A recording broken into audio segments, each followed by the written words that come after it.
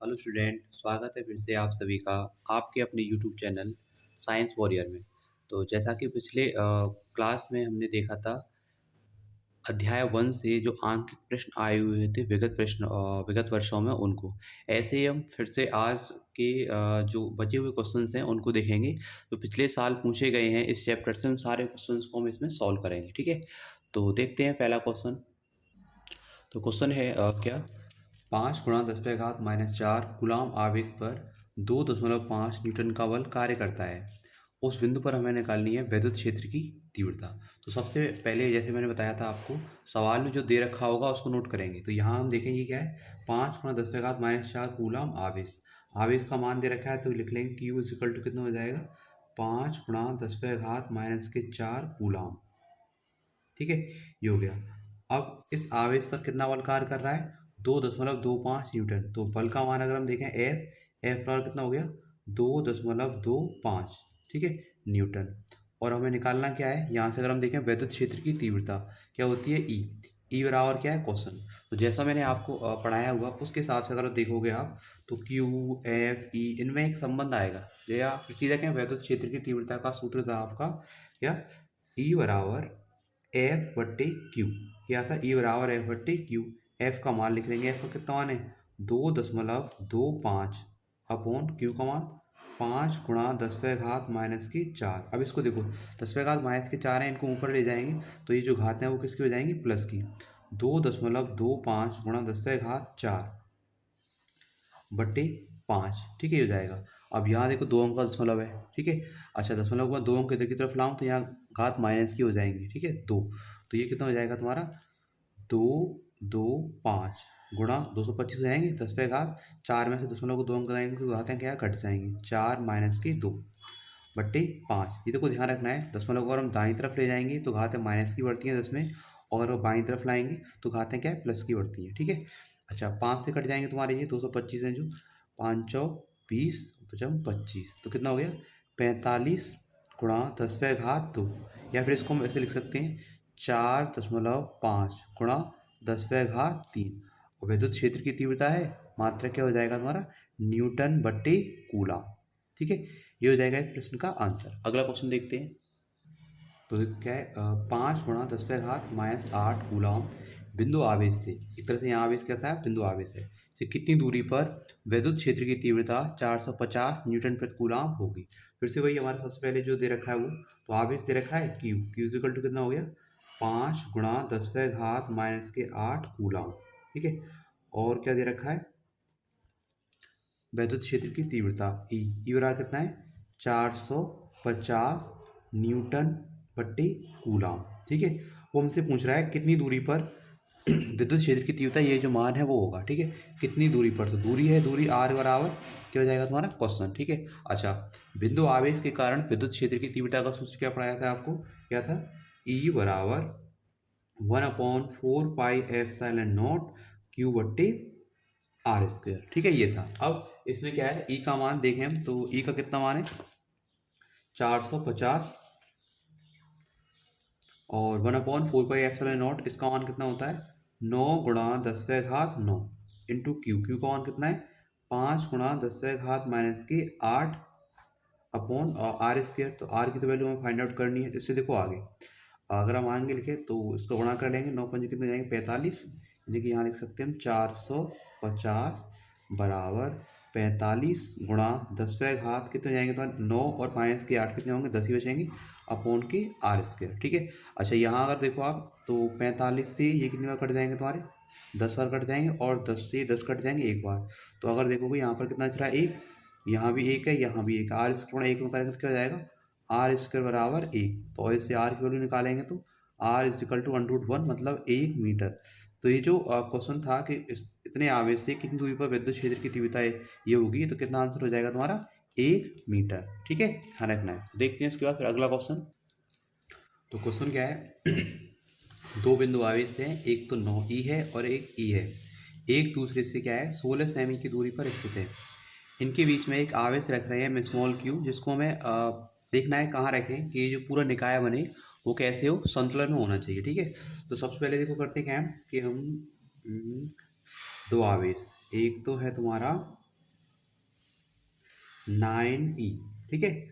और दूसरा है e। दोनों ही आवेश एक दूसरे से कितनी दूरी पर है? 16 सेमी की दूरी पर स्थित है, ठीक है। ये हो गया। अब हमसे ये पूछा जा रहा है कि इस आवेश स्मॉल क्यू को कहाँ रखें कि जो निकाय है कैसी अवस्था में हो? संतुलन की अवस्था में हो। तो मान लेते हैं हम इसको क्या है, 9e आवेश से, किससे? 9e आवेश से इसको हम स्मॉल x दूरी पर रखते हैं।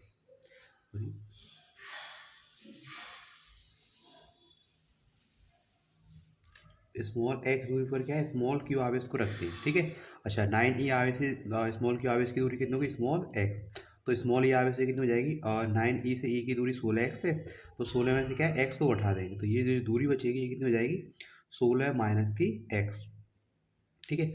अब निकाय के संतुलन होने की देखो स्थिति मतलब ये होती है, 9e के कारण q पर आवेश बल और स्मॉल e के कारण q पर बल, दोनों ही बल आपस में कैसे होने चाहिए? बराबर होने चाहिए। बराबर होंगे तो निकाय कैसी अवस्था में होगा? संतुलन की अवस्था में होगा, ठीक है। तो सबसे पहले हम देखेंगे 9e आवेश के कारण q पर बल, ठीक है। तो प्लस प्लस किया तो बाहर की तरफ दिशा रहेगी। इसको अगर देखो पॉइंटों वाइज माने तो इसको मान लो जैसे ये a पर सिचुएटेड है, ये b पर है और ये किस पर है? o पर है, ठीक है। ऐसे मान सकते हैं। तो पहले लिख लेते हैं हम, माना 9e आवेश से स्मॉल x, 9e आवेश से q आवेश को स्मॉल x दूरी पर रखा जाता है।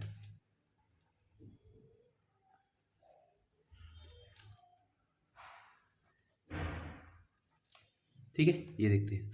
और संतुलन की अवस्था में क्या होगा? 9e आवेश के कारण q पर बल बराबर होगा स्मॉल q आवेश के कारण q पर बल।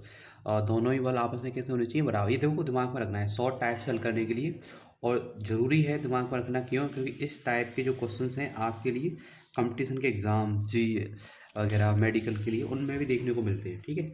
तो संतुलन की अवस्था में क्या होगा? संतुलन की अवस्था में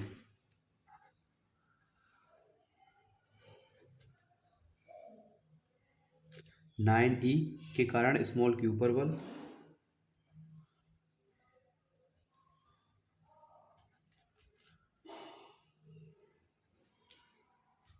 बराबर होगा स्मॉल e के कारण स्मॉल q पर बल,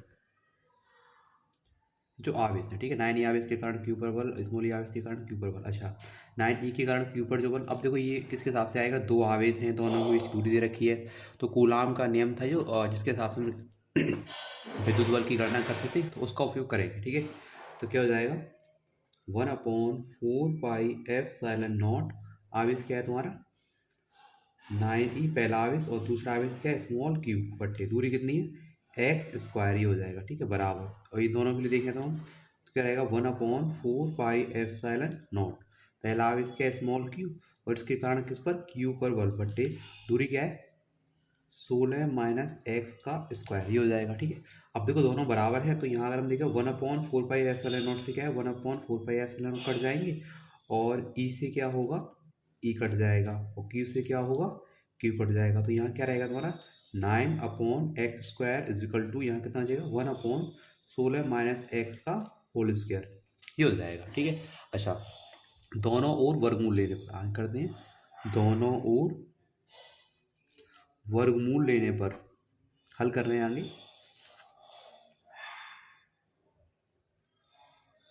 ठीक है। तो वर्गमूल लेंगे तो क्या हो जाएगा यहाँ पर? √9/x² is equal to √1/16 minus X का स्क्वायर, ठीक है, ये हो जाएगा। अब इसको देखो। अच्छा, 9 का स्क्वायर रूट क्या हो जाएगा? वर्गमूल क्या हो जाएगा? 3/x² का x इजिकल टू 1 का 1, और 16 माइनस एक्स का होल स्क्वायर, वर्ग से कट जाएगा तो क्या आएगा? 16 माइनस की एक्स, इसका इधर गुणा कर देंगे, क्रॉस मल्टीप्लिकेशन, और एक्स का इधर हो जाएगा, ठीक है। तो करेंगे 16 का एक्स 3 में करेंगे तो 48 माइनस 3x इजिकल टू कितना हो जाएगा? एक्स, ठीक है। 3x को दूसरी तरफ ले जाएंगे, 48 इजिकल टू एक्स प्लस के 3x, कितना हो जाएगा? इसको लिखा था हम 4x इजिकल टू 48, ठीक है। और x इजिकल टू 48 अपॉन के 4, तो कितना आएगा 12। ठीक है, मतलब क्या है तो स्मॉल क्यू आवेश को कहाँ रख रहे हैं हम, 9a आवेश से 16 सेंटीमीटर की दूरी पर हो जाएगा। अतः स्मॉल क्यू आवेश को 9e आवेश से 12 सेमी की दूरी पर रखा जाएगा।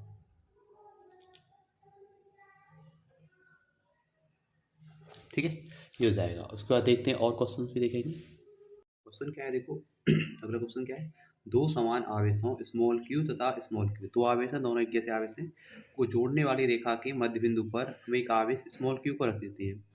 तो हमें क्या है, कैपिटल क्यू का मान ज्ञात करना है यदि तीनों आवेशों का निकाय संतुलन में हो।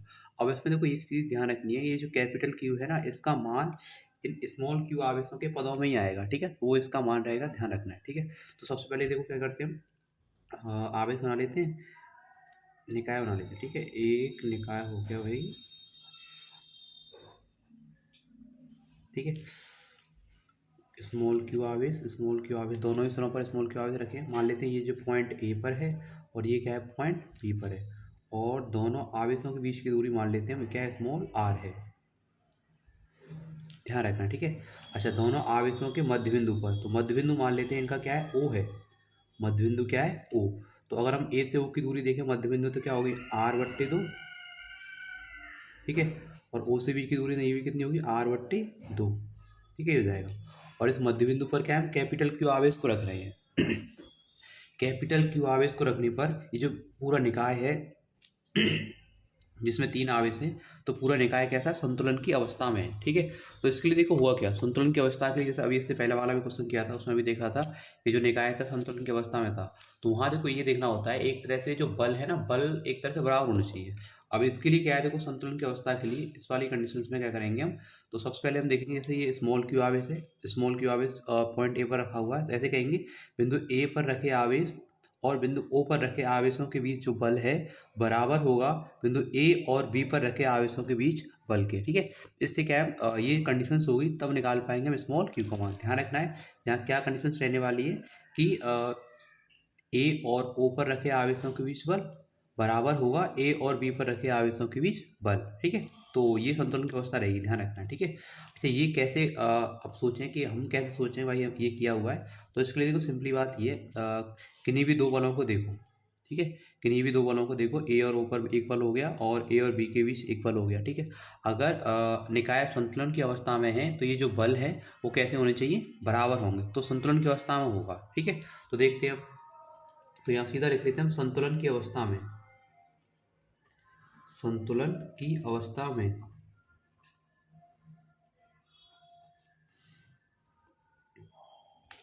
क्या होगा, बिंदु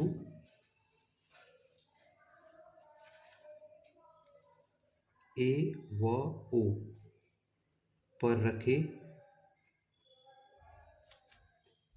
आवेशों के बीच बल, आवेशों के बीच बल बराबर होगा बिंदु ए व बी पर रखे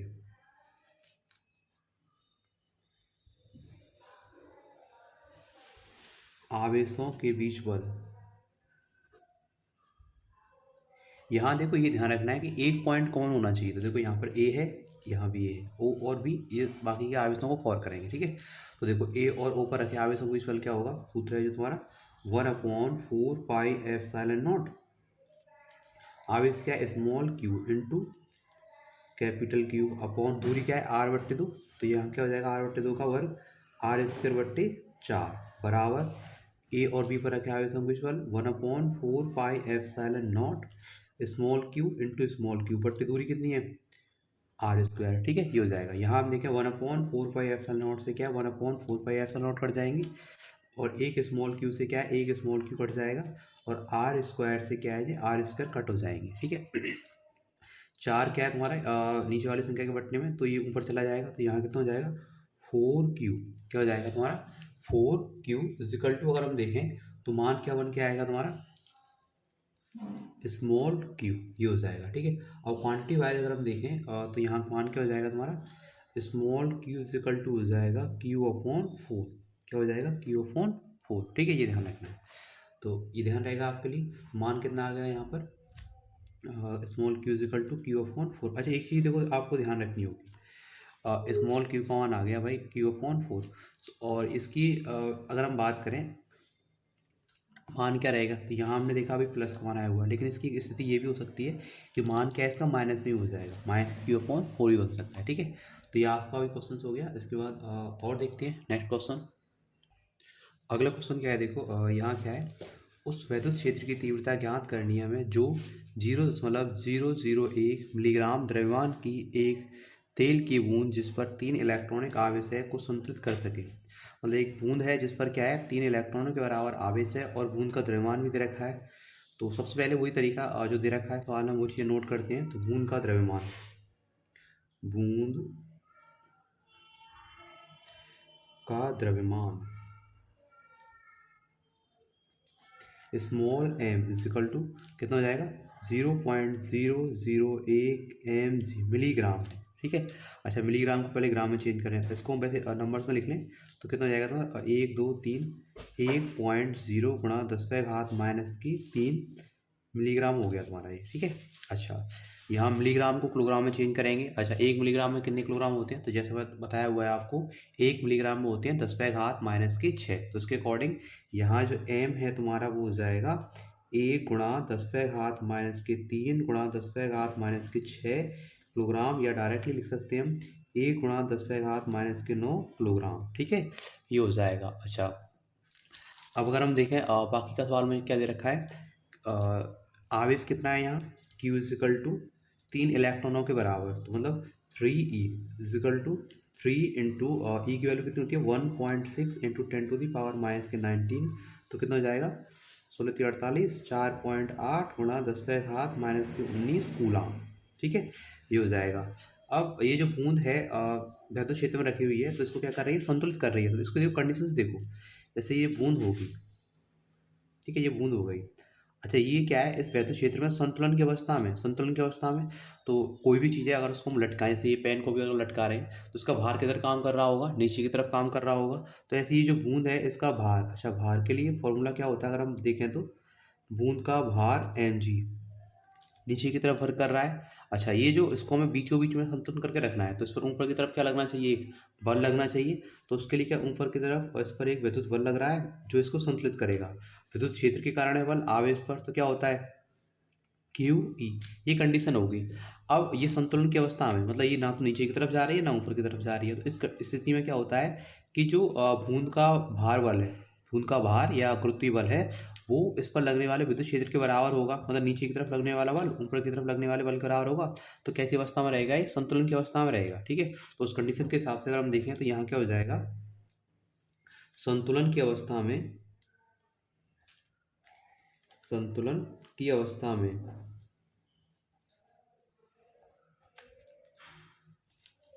विद्युत बल बराबर हो जाएगा गुरुत्वीय बल, Q E is equal to हो जाएगा तुम्हारा M G. Q is equal to क्या हो जाएगा एम जी। अच्छा, यहाँ किसका मान देखना है हमें, स्मॉल ई का मान देखना है। तो small E is equal to कितना हो जाएगा एम जी अपॉन की क्यू। क्या हो जाएगा एम जी अपॉन की क्यू, इधर हल कर लेते हैं।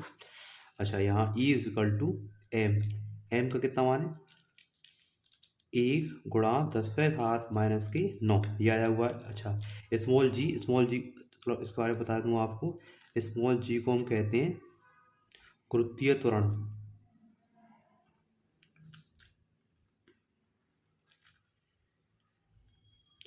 और स्मॉल जी का मान ध्यान रखना है 9.8, एक सार्वभौमिक मान जो मानते हैं हम 9.8 मीटर बट्टे सेकंड स्क्वायर। ठीक है, तो स्मॉल जी का मान 9.8 9.8 अपॉन स्मॉल क्यू, और स्मॉल क्यू कौन क्या आएगा तुम्हारा 4.8 इंटू 10⁻⁻⁹। ठीक है, ये हो गया। अब इसको सॉल्व कर लेंगे। ठीक है, तो यहाँ देखो ध्यान रखना है इसका जो मान है लगभग सॉल्व करने पर, जैसे इसको हम देखें ये अगर 4.9 हो, जैसे ये 4.8 है, 4.9 मान तो लगभग 2 बार कट जाएगा तुम्हारा ये मान। ठीक है, अच्छा 10⁻⁻ के कितने 19 ऊपर जाएंगे तो उसके हो जाएंगे तुम्हारे प्लस के हो जाएंगे। तो इससे लगभग ये जो है 2 बार कटेगा, 2 पॉइंट कुछ आएगा मान, ठीक है। और इससे ये ऊपर जाएंगे तो प्लस के हो जाएंगे, तो यहाँ जो मान है आपका लगभग आएगा 2 × 10⁻⁹ ऊपर जाएंगे तो प्लस के, और प्लस के 19 और माइनस के 9 10 न्यूटन बट्टे कूलाम। तो मतलब आपका आंसर जो लगभग कितना हो जाएगा 2 × 10⁻10 न्यूटन बट्टे कूलाम, ठीक है। तो ये क्वेश्चन हुआ। और भी अलग टाइप के क्वेश्चन देखते हैं। तो देखो क्या क्वेश्चन है, किसी निकाय में दो आवेश हैं, क्यू ए इजिकल टू 1.5 माइक्रोकूलाम और क्यू इजिकल टू -1.5 माइक्रोकूलाम। दो बिंदुओं -2 mm, 0,0 तथा बिंदु बी है जो +2 mm गुणा 0,0 पर रखे हैं। इन निकाय के द्विध्रुव आघूर्ण की गणना करनी है। इसमें क्या है, जो आवेश हैं वो त्रिविमाओं वाले बिंदुओं के हिसाब से रखे हुए हैं, ठीक है। पॉइंट ए है ये और पॉइंट क्या है बी है। तो इसको देखो, अगर मैं समझाने के लिए आपको बताऊं तो जैसे त्रिविमाएं होती हैं, ये तुम्हारा होता है एक्स अक्ष, ये वाई, और ये क्या होता है जेड। इसके अकॉर्डिंग इसको रखा गया है, ठीक है, पॉइंट ए को। और पॉइंट ए और ये क्या है पॉइंट बी। तो जैसे अगर हम पॉइंटों के हिसाब से देखिए, जैसे ये एक्स अक्ष के विपरीत एक्स डैश मान लो इसको, तो यहाँ मान लेते हैं पॉइंट ए है। अब इसमें देखो ये एक्स के लिए मान है, एक्स वाई जेड एक्स के लिए मान है इसमें, और इसमें भी एक्स के लिए मान है। तो पॉइंट ए हो जाएगा तुम्हारा ये, पॉइंट ए का निर्देशांक क्या है -2,0,0, क्योंकि एक्स अक्ष पर इसका मान क्या है माइनस है, तो ये आ गया, ठीक है। अच्छा, वाई एक्स अक्ष पर अगर हम देखें प्लस वाला मान है, तो ये दाईं तरफ हो जाएगा इसके, पॉइंट बी है तुम्हारा ये, और इसके निशान क्या हो जाएंगे 2,0,0। अच्छा, अब दोनों पॉइंट ए और पॉइंट बी के बीच की दूरी अगर हम देखें, माइनस, ये मूल बिंदु मानते हैं इसको यहाँ, तो इससे इधर की तरफ माइनस के दो, इससे इधर की तरफ प्लस के दो, तो टोटल अगर हम दूरी देखेंगे तो देखो दूरी कितनी हो जाएगी तुम्हारी, 2 इधर की तरफ और 2 इधर की तरफ, तो कितनी हो जाएगी 4 mm। तो मतलब यहाँ दोनों आवेशों के बीच जो एक द्विध्रुव बन रहा है उसके लिए दोनों आवेशों के बीच की दूरी कितनी हो जाएगी 4 mm हो जाएगी। तो द्विध्रुव के लिए आवेशों के बीच की दूरी, आवेशों के बीच की दूरी, ठीक है, 2L इजिकल टू कितना हो जाएगा तुम्हारा 4 mm। इसमें हमें ऐसे नहीं कि 2 से 4 को काट देंगे, दूरी कोई द्विध्रुव के दूरी को ही हम 2L से मानते हैं, ठीक है। तो 2L का मान कितना हो जाएगा 4 mm, मीटर में चेंज करेंगे 4 × 10⁻³ मीटर, ठीक है, ये हो जाएगा। अच्छा, द्विध्रुव पर दो आवेश होते हैं, दोनों की मात्राएं कैसी होती है बराबर।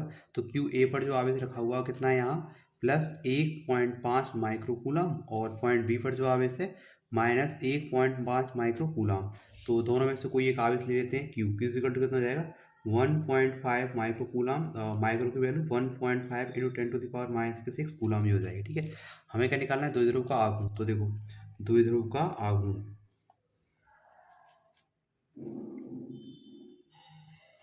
क्या सूत्र बताया था, P इजिकल टू दोनों आवेश में तो कोई एक आवेश और दोनों आवेशों के बीच की दूरी, P is equal to Q × 2L, ठीक है। Q की वैल्यू कितनी है 1.5 × 10⁻⁶ इंटू 2L की दूरी 4 × 10⁻⁻3, मल्टीप्लाई कर लेंगे 15 चौक 60, 6.0 × 10⁻⁻⁻3 और -3 और द्विध्रुव का आघूर्ण है तो मात्रा क्या होता है कूलाम इंटू मीटर, ठीक है, ये हो जाएगा। तो इस क्वेश्चन के लिए एक और क्वेश्चन देख लेते हैं। नेक्स्ट क्वेश्चन है एक वैद्युत द्विध्रुव जिसकी लंबाई 4 सेमी है को एक समान वैद्युत क्षेत्र 10⁴ न्यूटन प्रति कूलाम से 30 अंश के कोण पर रख रहे हैं हम, ठीक है। तो उस पर बल आघूर्ण है, जो बल आघूर्ण लगता है वो कहते हैं 9 × 10⁻⁻2 न्यूटन इंटू मीटर का बल आघूर्ण लग रहा है। तो हमें क्या है द्विध्रुव के द्विध्रुव आघूर्ण की गणना करनी है, ठीक है। तो सबसे पहले अगर हम देखें इसमें सवाल में क्या दे रखा है वैद्युत द्विध्रुव जिसकी लंबाई मतलब 2L, ठीक है, इसकी जरूरत नहीं है इसको हल करने के लिए। वैसे में एक समान वैद्युत क्षेत्र का मान दे रखा है, ठीक है। वैद्युत क्षेत्र को हम कैसे लिखते हैं EC, और E का कितना मान है 10⁴ न्यूटन प्रति कूलाम, ठीक है, ये हो जाएगा। और वहीं हम देखें कितने कोण पर रखा गया है, थीटा इजिकल टू कितना हो जाएगा तुम्हारा 30 डिग्री। बल आघूर्ण को से लिखते हैं हम टाव से लिखते हैं, तो टाव की वैल्यू कितनी है 9 × 10⁻⁻2 न्यूटन इंटू मीटर, ठीक है, जाएगा।